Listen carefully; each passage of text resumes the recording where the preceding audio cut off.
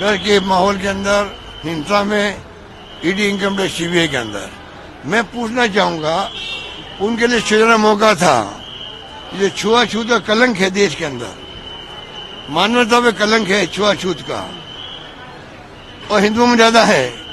ये मौका था राम मंदिर का, वहां प्राण प्रतिष्ठा करवाते ये दलितों से भी, आदिवासियों से भी, ओबीसी से भी, सभी धर्मों के लोगों से, और शंकराचार्यों को आगे रखते।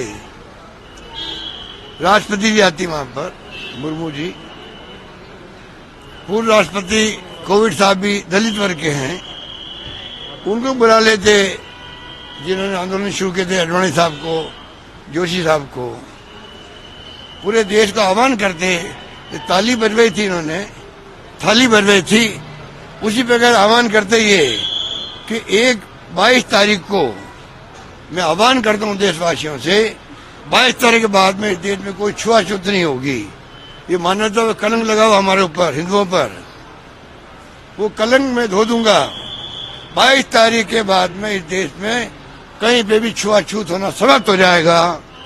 तो मैं समझता हूं मोदी जी का ऑरा बढ़ जाता, मान सम्मान बढ़ जाता सभी जातियों में, धर्मों के अंदर, देश के अंदर। चाहे उनको कोई पसंद करे या नहीं करे, तब भी उनके इस एक्शन को सब लाइक करते। मैं भी लाइक करता, मैं भी लाइक करता, और ज्यादा लोग मोदी भक्त बन जाते। पर आप बताइए, ये इतना बड़ा अवसर था, वो चुका रहे हो आप लोग। आप जाके प्राण प्रतिष्ठा करो अकेले।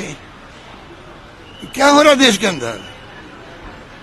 चाहे वो लोकतंत्र हो, हत्या हो रही है, संविधान की दर्जा उड़ रही है, दुरुपयोग हो रहा, जुडिशरी में दबाव में है देश के अंदर, और बाकी आप देख लो, ईडी, इनकम टैक्स, सीबीआई घरों में पहुंचती नहीं पहुंचती है, मीडिया इतला हो जाती है कि छापे पड़ रहे हैं।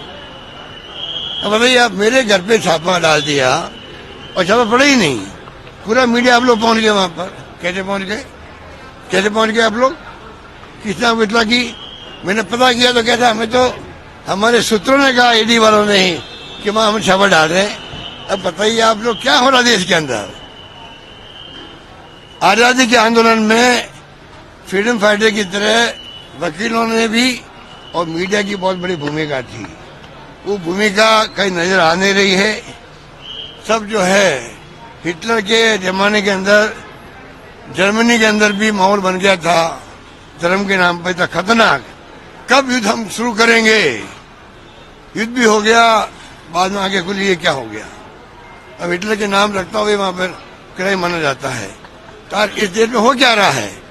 मीडिया समझ नहीं पा रहा है। कितनी बार कितनी कम है। और के बाद इंडिया गठबंधन के अभी कुछ नेता क्या राम जी को लेकर कुछ कमेंट कर रहे हैं, विवादित टिप्पणी कर रहे हैं इंडिया गठबंधन के कुछ नेता राम जी को लेकर। क्या कर रहे हैं? कुछ टिप्पणी करिए, बताइए। कोई टिप्पणी नहीं है। देखिए, ईमानदारी की बात है कि ये राजनीति कर रहे हैं राम मंदिर को लेके, ये उचित नहीं है। धर्म के नाम पे चुनाव लड़ना ही खतरनाक होता है, और कैंपेन के अंदर आप ध्रुवीकरण कर रहे हो, वो भी इलीगल काम है।